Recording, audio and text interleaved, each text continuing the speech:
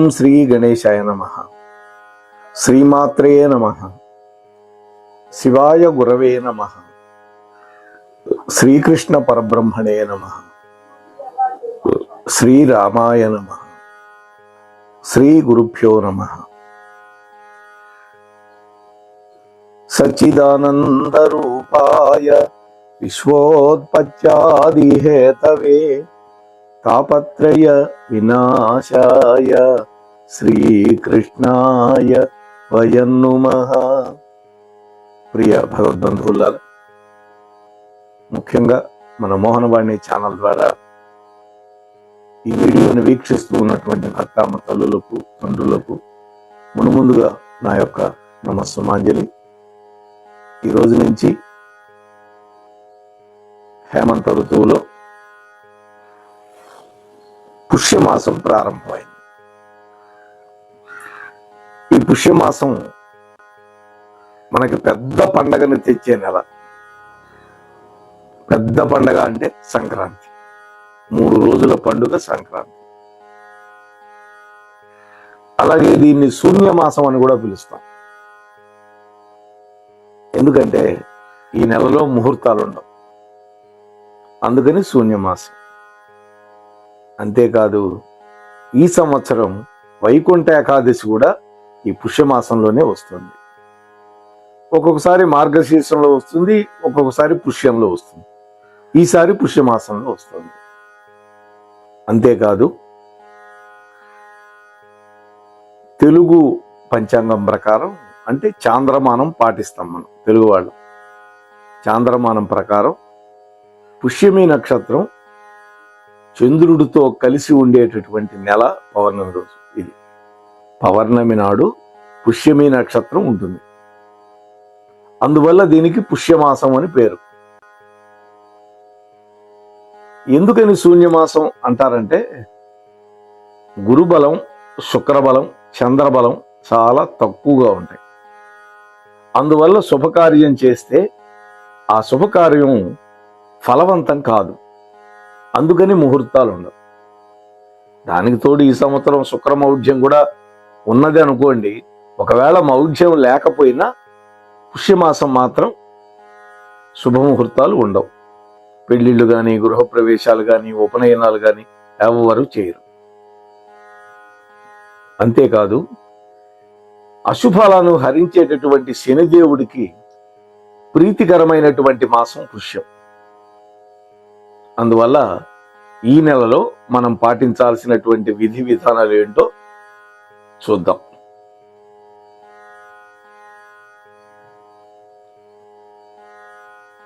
శనిదేవుడి యొక్క జన్మ నక్షత్రం పుష్యమి.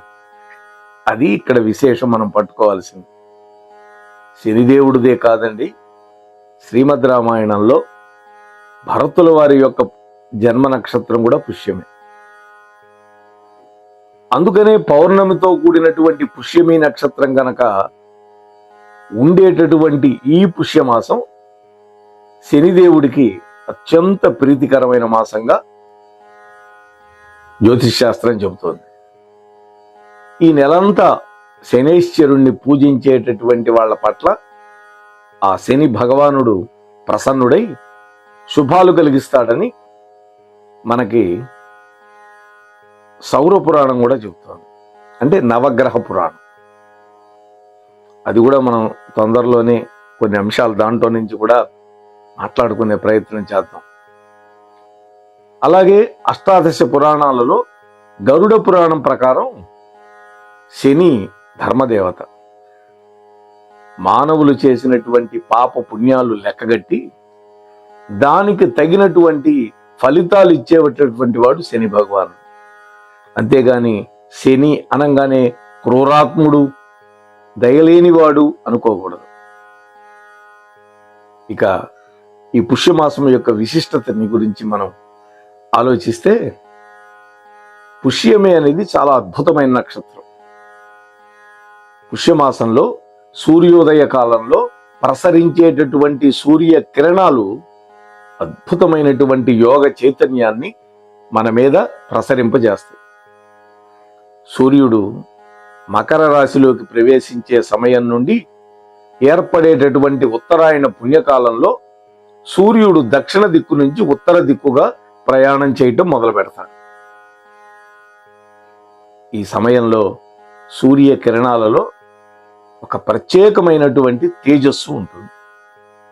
వాస్తవానికి సూర్యకిరణాల్లో డి విటమిన్ మన ఉత్పత్తి అవుతుంది మన శరీరం నుంచి.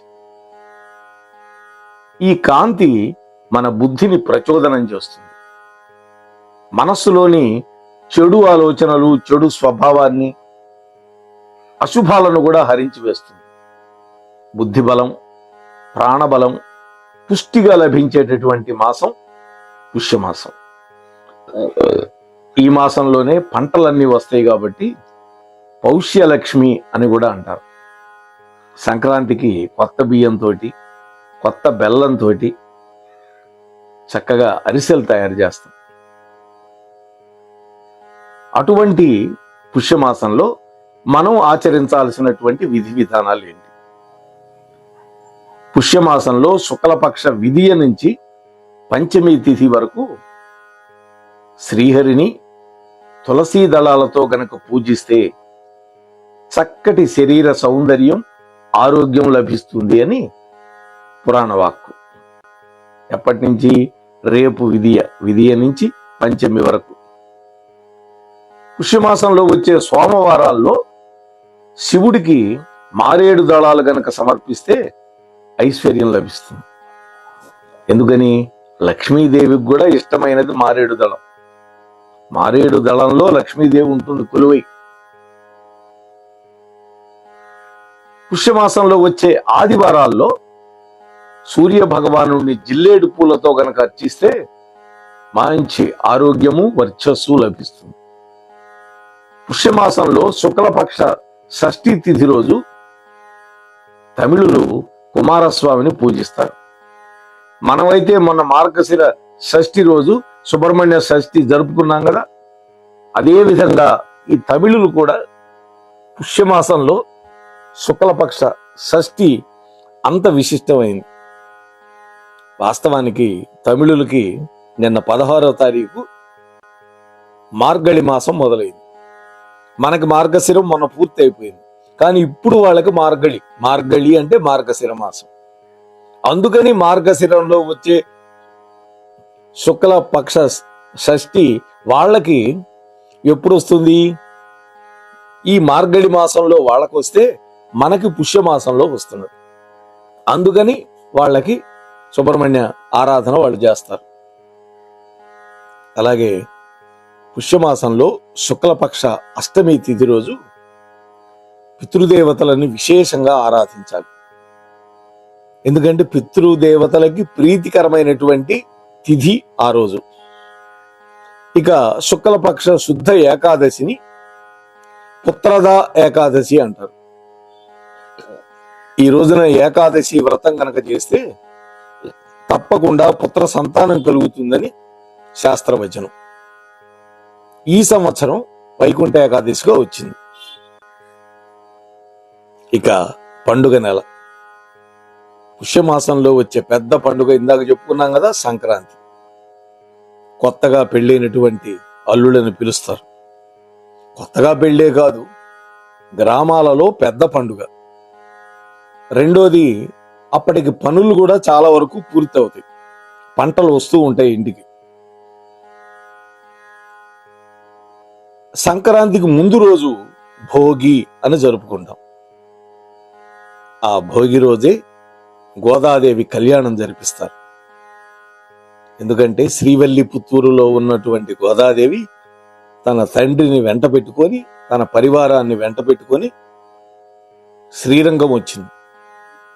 ఆ శ్రీరంగంలో స్వామి యొక్క సన్నిధానంలో ఆమె దేహాన్ని విడిచిపెట్టి స్వామిలో ఐక్యమైపోయింది.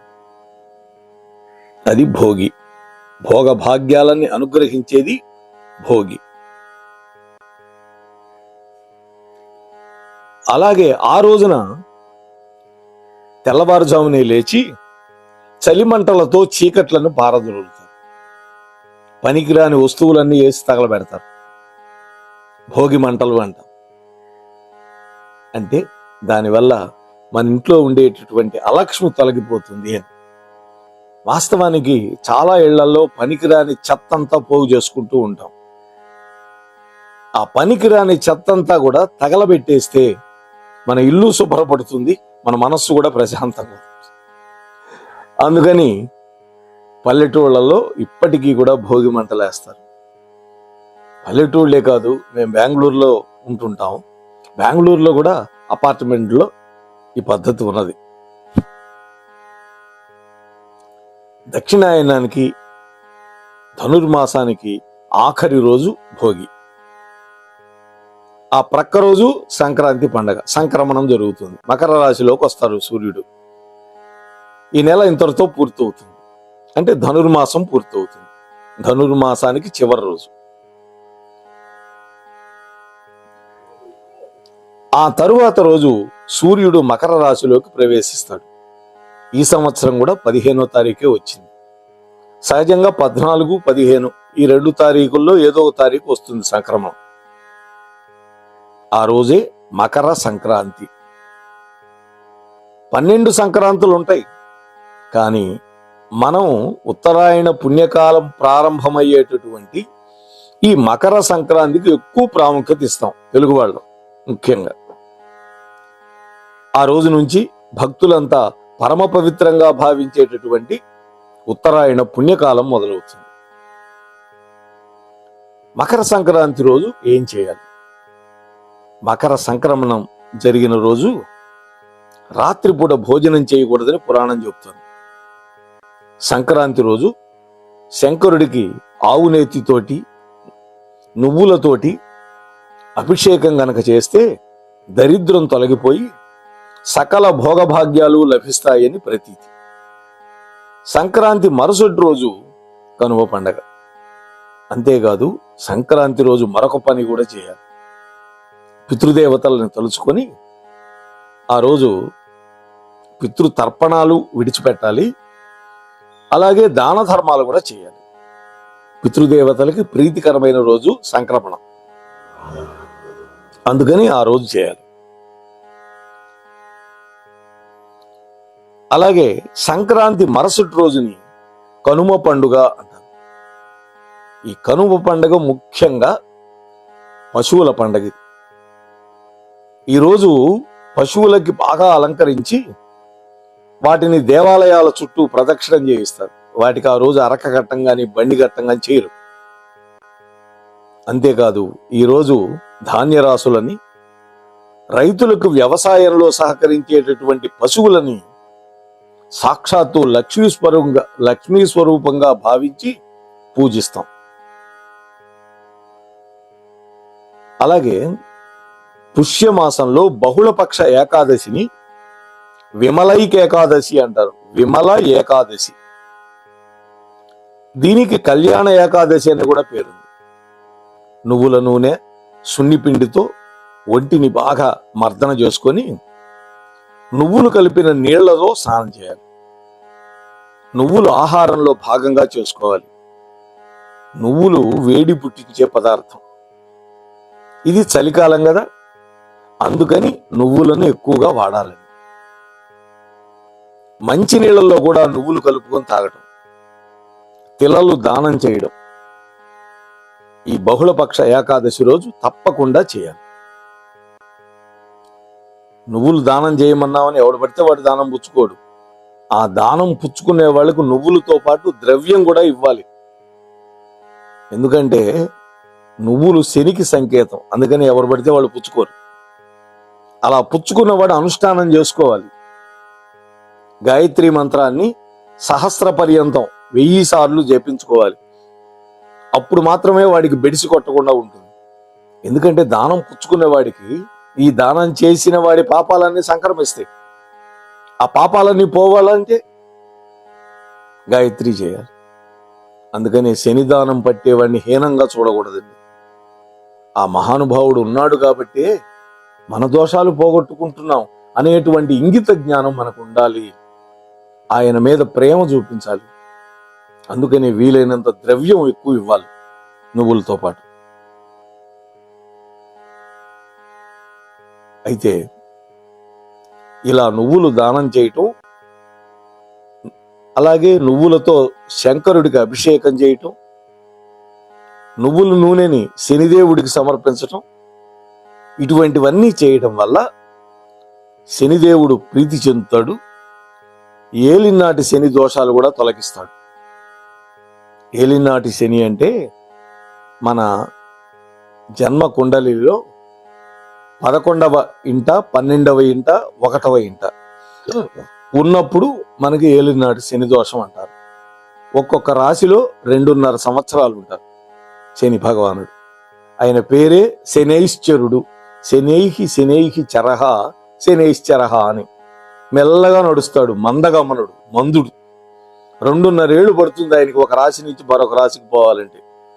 అందుకనే 11, 12, 1 ఈ 3 రాసుల్లో శని భగవానుడు సంచరించినప్పుడు ఆ 7.5 సంవత్సరాల కాలాన్ని ఏలినాటి శని అని పిలుస్తారు. ఆ దోషాలన్నీ పోతాయి ఇవన్నీ చేయటం వల్ల. అంతేకాదు పుష్యమాసంలో చివరి రోజు అమావాస్య. దీన్ని చొల్లంగి అమావాస్య అని పిలుస్తారు. ఈరోజు నదీ స్నానాలు చేసుకొని దైవ దర్శనం గనక చేసుకుంటే శుభాలు కలుగుతాయి. దైవ దర్శనం అంటే మనకు దగ్గరలో ఉన్న ఏ ఆలయమైనా, రామాలయం కావచ్చు, ఆంజనేయ స్వామి కావచ్చు, శివాలయం కావచ్చు, కృష్ణాలయం కావచ్చు, ఏ ఆలయం ఉంటే ఆలయం. ఇక దీనికి దానాల మాసం అని కూడా పేరుందండి. పుష్యమాసాన్ని దానాల మాసం అని కూడా పిలుస్తారు. ఈ మాసంలో చేసే నువ్వు గింజంత దానం కూడా అఖండమైనటువంటి పుణ్యాన్ని ఇస్తుందని పురాణ వచనం. పితృతర్పణాలు, ఆబ్దికాదులు గనక ఉంటే పితృదేవతల పేరుతోటి అన్నదానాలు చేసే వాళ్ళకి విశేషించి పుణ్యఫలంతో పాటు ఆ చనిపోయినటువంటి పితృదేవతల యొక్క అనుగ్రహం కూడా కలుగుతుంది. దానివల్ల సంతానం లేకపోతే సంతానం కలుగుతుంది. ఇక శాస్త్రీయ కోణమే ఆలోచిస్తే పుష్యమాసం 1 రోజులు శని భగవానుణ్ణి పూజించే వాళ్ల పట్ల శని భగవానుడు ప్రసన్నుడై శుభాలు కలిగిస్తాడని పురాణం చెప్తోంది. అంతేకాదు ఏలినాటి శని దోషంతో బాధపడేవాళ్ళు ఈ మాసంలో ప్రతిరోజు ఉదయాన్నే శుచిగా స్నానం చేసి శనైశ్చరుని భక్తితోటి ప్రార్థించాలి. నీలాంజన సమాభాసం అనేటువంటి శ్లోకం ఉంటుంది. మన పెద్దవాళ్ళని అడిగితే ఇస్తారు. ఆ శ్లోకాన్ని చక్కగా జపించండి. అంతేకాదు పౌర్ణమి తిథి రోజు శని భగవానుడికి తైలాభిషేకం జరిపించాలి. అంటే నువ్వుల నూనెతో అభిషేకం. సాధారణంగా నవగ్రహాలు అందరికీ అందుబాటులో ఉంటాయి. అంత మాత్రం చేత వాటిని తాకకూడదు. ఇది గుర్తుపెట్టుకోవాలి. స్పృశించకూడదు, తప్పది. అవి కూడా ప్రతిష్ఠ చేయబడ్డవే. గర్భాలయంలో మిగతా విగ్రహాలకి ఎంత పవిత్రత ఉంటుందో వీటికి కూడా అంతే పవిత్రత ఉంటుంది. అందువల్ల వాటిని ముట్టుకోకుండా అభిషేకం చేసుకోవాలి. అలాగే నల్లటి పూలతోటి, అంటే బులుగు రంగు పూలు, శంకు పూలు, ఇటువంటివి వాటిని శని భగవానుడికి సమర్పించాలి. అలాగే ఒక సద్బ్రాహ్మణుడికి నల్లటి నువ్వులు 1 కేజీకి తగ్గకుండా ఒక 500 దక్షిణ పెట్టి దానం చేయాలి. అలాగే శని భగవానుడికి ఇష్టమైనటువంటి నీలము రంగు పూలు, నల్లటి పూలు, నల్ల కలువలు, బెల్లం ఆహారంలో భాగంగా మనం కూడా చేసుకోవాలి. శాస్త్రీయ పరంగా చూస్తే దట్టంగా మంచు కురిసేటటువంటి హేమంత ఋతువులో ఈ 2 పదార్థాలు, నువ్వులు, బెల్లం, మనిషి యొక్క శరీరంలో వేడిని పెంచి చలి బాధ నుండి రక్షిస్తాయి. కాబట్టి ఈ పుష్యమాసం అంతా కూడా ఇటువంటి విధి విధానాలని ఆచరించి ఆయురారోగ్యాలతో పాటుగా అష్టైశ్వర్యాలు పొందుతూ శని భగవానుడి యొక్క విశేషమైనటువంటి కృపకు కూడా మనం పాత్రులమవుదాం. ఈశ్వరుడికి అభిషేకం చేసినప్పుడు శనైశ్చరుడు కూడా ఆనందపడతాడు. ఆయన ప్రభావం మన మీద చూపించడు. అందువల్ల కూడా మనం చేసుకోవాలి. మరొక్కటి, ఈ నెలలో పుణ్యకార్యాలు లేవు. పుణ్యకార్యాలంటే నా ఉద్దేశం లౌకికమైనటువంటి పెళ్లిళ్ళు, పేరంటాలు ఇవి ఉండవు. కానీ భగవత్ సంబంధమైన కార్యాలు చేయొచ్చు. అంటే ప్రవచనాలు చేయించటం, ప్రవచనాలు వినడం, ఇది కూడా అత్యంత పుణ్యప్రదం. ముహూర్తాలు ఎప్పుడైతే లేవో మనం కూడా మన మనస్సు అంతా కూడా కాన్సన్ట్రేట్ చేయడానికి వీలవుతుంది భగవత్ కార్యంలో. అందుకోసం కూడా కొన్ని మాసాలు శూన్య మాసాలు ఇచ్చారు. ఆషాఢ మాసం కానీ ఈ పుష్యమాసం కానీ ఈ రెండు శూన్య మాసాలే మనకు ఉండేది. కాబట్టి ఈ విధి విధానాలన్నీ పాటించి మనం అందరం కూడా చక్కటి ప్రయోజనాలని ఈ యొక్క పుష్యమాసంలో పొందుదాం. ఆ పౌష్యలక్ష్మి యొక్క అనుగ్రహాన్ని కూడా పాత్రలమవుదాం అని మీతో మనవి చేసుకుంటూ ముగిస్తున్నాను. స్వస్తి సర్వేషాం. మన మోహనవాణి కార్యక్రమాలు మీకు నచ్చినట్లయితే వెంటనే ఒక లైక్ చేయండి, అలాగే కామెంట్ చేయండి, ఎక్కువ మందికి షేర్ చేయండి. సబ్స్క్రైబ్ చేసుకోకపోతే వెంటనే మన ఛానల్కి ఇప్పుడే సబ్స్క్రైబ్ చేసుకోండి. ధన్యవాదాలు.